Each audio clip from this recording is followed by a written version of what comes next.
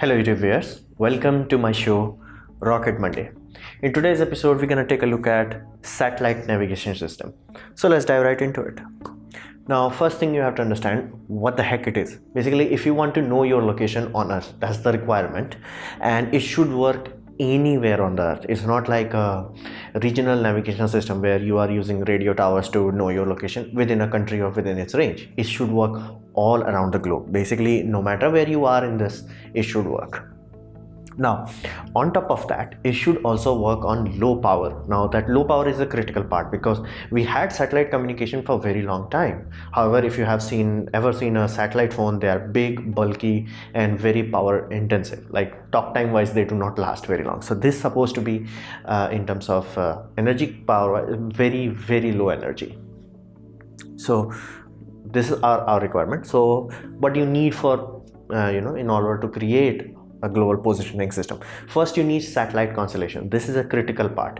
You can't rely on one satellite or few satellites. You need a constellation. You need multiple of them, more the merrier, and they will be having different orbits. Some can be in geostationary, some can be low Earth orbit, some can be in between, and there are many things for it. So that's why we never call it satellite system. It's a constellation because it has many satellites. And you need atomic clocks. It will become more apparent when I talk about principles of it, but think of this, like you need satellite constellation and you need very high quality atomic clocks. Now this is the example of first atomic clock that we had, Nobel Prize grade, and it is a microwave atomic clock. Let's just say it consumes a lot of energy. Of course nowadays we can make atomic clock that is very small and size of a smartphone, like half of a smartphone, and it consumes less power nowadays, but you need atomic clocks. And on top of that you need receiver, obviously, because satellite is not gonna scream at you and it's like, okay, you are here, your receiver should do that calculation. So we need receivers. You must have seen this sort of thing in your old cars or even your mobile phone. So how the heck does this magic work? This is the part where I find all the other YouTube explanations kind of lacking certain parts. Like, of course there might be some good ones, but I haven't found anyone that I can truly rely on. So I will try to give you guys a layman's explanation how the heck the system works. Now this is a layman's explanation. Please do not dissect how the heck it works. It's just a good idea to get you started. First, we assume light speed is constant. Now, if you are familiar with light speed, that is 300,000 kilometers per second. We just roll with it, just roll with it. Whatever it is, whatever value we decide, it's constant. It's not gonna change. So speed is constant. Okay, good. Now, what does that allow us to do? Simple. Distance is speed multiplied by time. Basically, let's say you know the speed. Let's say you are traveling 100 kilometers per hour, okay, but somebody tells you you have been traveling for, let's say, 2 hours. How far have you traveled? You have traveled 200 kilometers per hour. That's the whole point. Distance is speed multiplied by time. So I have already classified that speed is locked. It's not going to change. Constant speed, light speed, boom. So you need time. Now I already said you need atomic clocks for that. Why? Because of light speed. As you can see, light speed is very fast. Basically, if you fired light speed from North Pole to South Pole, let's just say even in less than a second, you will go from point A to point B multiple times. So we need basically something that goes below a second. Basically, you take a second, you stretch it out. You go stretch it out so far that you have now nanoseconds. At nanosecond, light travels only few meters. Now, of course, there is much more precise mathematics to this, but think of it that way. Like you stretch a second, now you're like, okay, if I count for this 1 nanosecond, light has only traveled, let's say, 10 meters or 3 meters, that way. So you just took a second, stretched it. You need very accurate clocks for this. Hence why we need atomic clocks for that, because we need reliably count that second. Because second is way too big for us. If you're counting with something that is that fast, you need nanosecond. The more reliably you can count the nanosecond, higher your precision. So that's why you need clocks. Okay, everything fine here. Now how do we do the mathematics? Now that mathematics is has two parts. First part, let's discuss how a single satellite talks to you, not the constellation, the single satellite. So let's say there is a satellite there. How do I know how far that is? All I have is communication and clocks. How do we do that? Well, we apply something known as time of arrival ranging. Think of that way. Let's say you just assume for a second that both of your clock, basically the clock you have versus the clock that is on the satellites, is absolutely sync. So now you can decide a time. Let's say at 12 a.m. The radios on the satellite is gonna broadcast something, whatever it is. It's just gonna say hello, let's just say. Now you know for a fact that your clock is synced. It also knows for a fact that its clock is synced. Now it's gonna broadcast that signal at 12 a.m. You're gonna receive it 12 a.m. plus few nanoseconds because you are not next to it. It took time for that few nanosecond. You will feed into this few nanosecond multiplied by speed of light. That will give you the distance. Now you know your distance. This is what we call time of arrival ranging. Basically, if somebody tells you that your car is traveling 100 kilometers per hour and you have been traveling for, let's say, 10 hours, you know you have traveled 1000. So it's as simple as that. That's all you're doing. This is what you do with one satellite. Now then the question becomes, okay, all I would know is like how far that satellite is. Doesn't that helps us our solution? Well, not really, because now you know where you are from the satellite, but the satellite is moving. Not to mention, now you only know a circle. Basically, let's say satellite is here, it broadcasts something, there is a circle. That if you take a tether, basically a rope or something, and you stretch it to whatever distance it is, you can trace out a circle. Because you can't be in the center, because the distance will be smaller. You can't be further than that because distance will be longer. So all you know is the distance. So right now you traced a circle where you are on the planet Earth. Now you're like, okay, that's really not that helpful.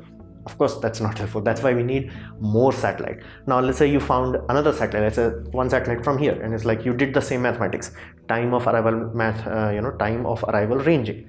Now you know, okay, how far that is. Okay, now you have two circles. Now you can do this experiment with yourself. Take two coins and try to intersect them with each other. Like just put them on top of each other. You will always find there is only 2 points where they intersect, not overlap, intersect, where they intersect. The lines basically intersecting. You'll only see there is only 2 points where it can intersect. Now that's okay. Now you have narrowed down your field, but still that point could be far apart. Basically, one point could be in India, another point could be in Pakistan. So still not useful. Now imagine you did that with third satellite. Now where can you be? Only at one position, because these 3 circles can only intersect at one. Try that with a coin if you are having hard time. So that's why, like, try drawing 3 circles and making sure they intersect with each other. They will only intersect at one point unless you draw them on top of each other. So because I already told you, satellites are moving and it's a constellation, there's always more satellites and they always are from different angles. And now you figured out your position based on these 3 spheres. This mathematics is what we call trilateration. Be mindful, I am giving you an example of circle, but it's not a circle, it's more like a sphere, because radio waves are like kind of omnidirectional. Even though they are directional like towards Earth, they are like you are drawing a sphere. So based on this sort of mathematics, we figure out your position. What is trilateration? Basically bigger brother of trigonometry. So now you might be considering, how the heck my mobile phone can have synced time with a satellite? That's a very good question. This is the part that I find all the other YouTubers has, like, assumed that but it took me longer time to figure out what the heck is happening. Is that your mobile clock has what we call oscillators. Everything has an oscillator. Basically like a wristwatch to a wall clock has oscillator. Now those oscillators are pretty damn good. However, they drift. That's the biggest problem with them. They drift. Like if you let them run, like this clock is running, over a course of a month, it's gonna drift to a 1 second. Over a course of a year, it might drift as much as 1 to 2 minutes. Over a course of a 10-year, you might be off by a whole day. And that's exaggerating, but you can understand that. You can't rely on this. However, even with this kind of lousy accuracy, the oscillators are very accurate to second. Basically, if all you are doing is like, okay, count to 1 second, 1 second, next second, it will be very accurate. It will be close enough for your mathematics. Basically, we need nanosecond. This oscillators can take care of that. However, because it can start drifting, the moment you start relying on it, it will drift. We reset it. Basically, you receive the signal from a satellite. Now, satellite is gonna say hello. Now it's not going to say hello, it has a long data point. What is that data? First, I am GPS, because there are multiple concepts. So okay, I am GPS. Your mobile knows, okay, I got the GPS signal. Okay, cool. Now the satellite is going to say, I am satellite number 12. Let's say this.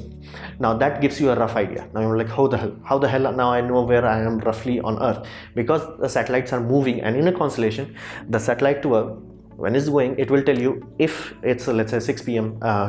Greenwich Mean Time or whatever its own personal code is.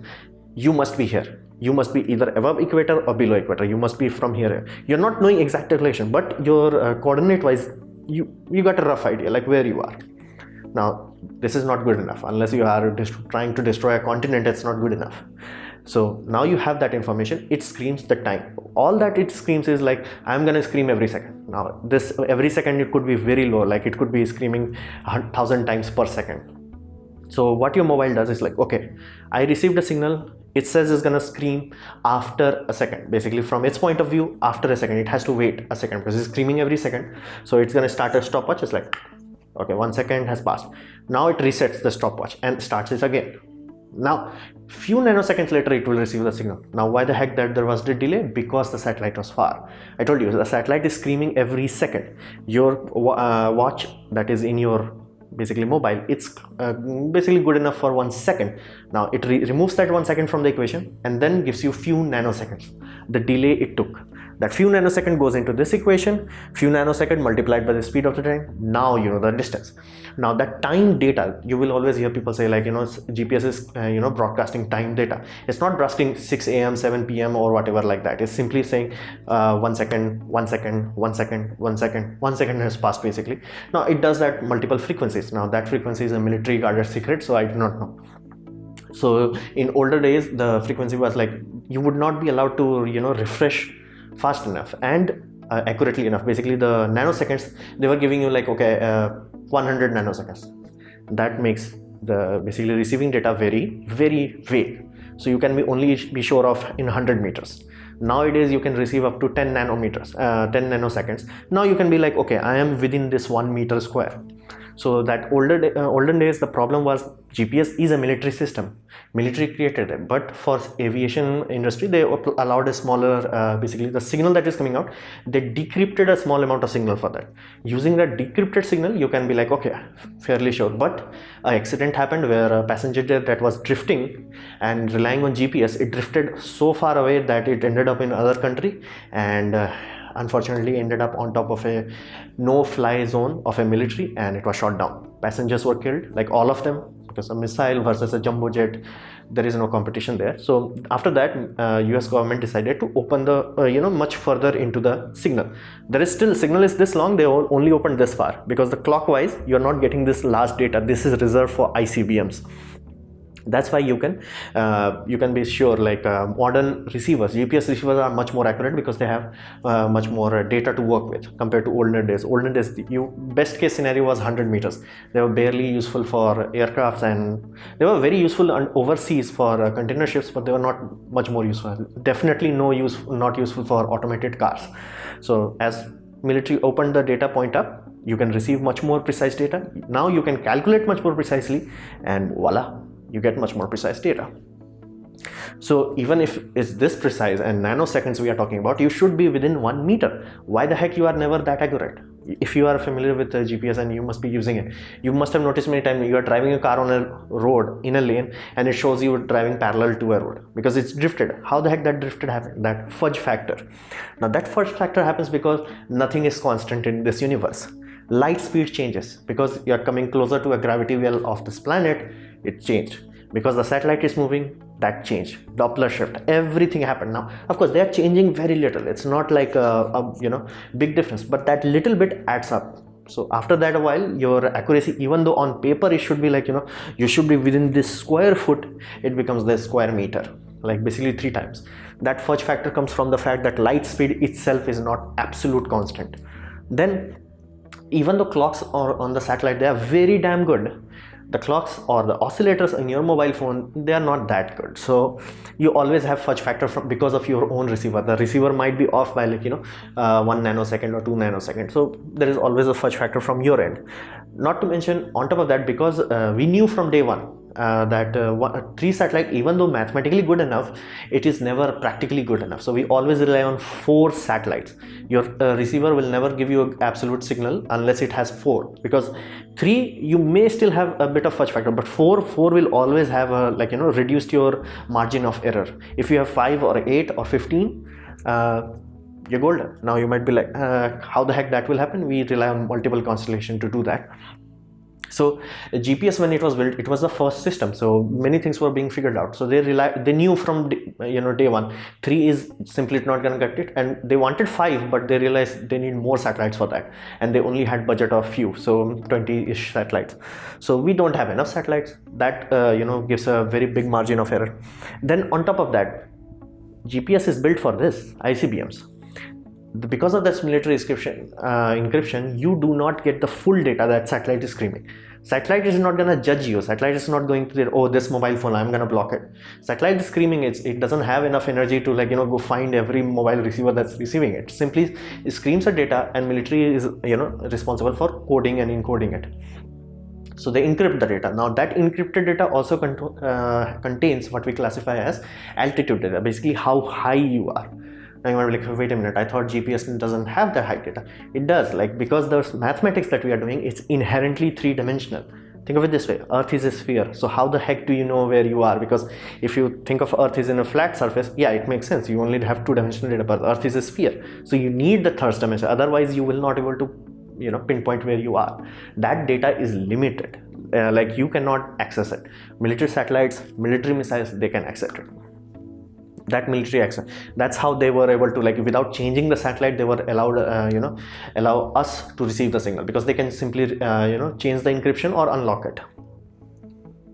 So what can we expect in the future? Now, first constellation I already told you, because USA, when they built it, it was a military system. They had a military budget limit. So Russia comes along, it's like, okay, they sees the project of GPS and its success, and they're like, okay, this is thing what you did nice, but these things you did stupid, so I'm going to improve on it. So GLONASS comes after GPS, and they improve a lot on things. There is old saying in engineering, you do it first or you do it better. GLONASS comes, and because it has learned from mistakes of America, they do a better system. So they put much more satellite, much better basically atomic clock, much better signal strength, and because of their orbit mechanics, if you are on a pole, basically North Pole or South Pole, you have to rely on this GPS, and those poles are not that accurate. These puppies are very accurate there. Then on top of that, comes basically European Union, and they're like, okay, we also want our own system. They established a system which we call Galileo. It's now even better than this. Then China also comes along, and they create their own Bandhu navigation system. Now these two puppies are still under construction. They are active, you can receive the signals from them, but satellite count is low. This puppy is full. This puppy is still need basically more satellites basically. So after a while, once we have better clocks, our fudge factor will be reduced. Now it will never be eliminated, but it will be reduced. So at that point, you will be able to reliably count, oh, I'm on this lane of the road, I'm not gonna be on the other lane. This is necessary for self-driving cars. And after a while, because automated drone delivery is supposed to be becoming the next thing in the future, we need altitude data. It's there, the mathematics is already there, the signal is already there. They have to just decrypt it. They're like, okay, remove the encryption. So these are the things that we can expect in the future. Right now, you can buy a phone from MI or some other Lenovo or Motorola that have encryption chipset that can receive GLONASS, Bandhu, Galileo, GPS. And it's surprising how much quickly it acquires signal, where you are. It's like you take out your phone, start the GPS, boom, where you are. I am old enough that I used very early stages of GPS, and it used to take time. Yeah, now it has detected it, and used to consume a lot of battery, because now we have so many signal strengths, and multiple satellites. Because I told you, everyone who is building afterwards, they are building it better. So we have much better system and much more interesting satellite systems to look in the future. So this was my presentation on GPS. I hope you liked it or learned from it. In that case, please leave a like. If you didn't, don't worry about it. You can dislike it. I would urge you to leave a comment, and please subscribe, press the bell icon if you're free, and as always, thanks for watching.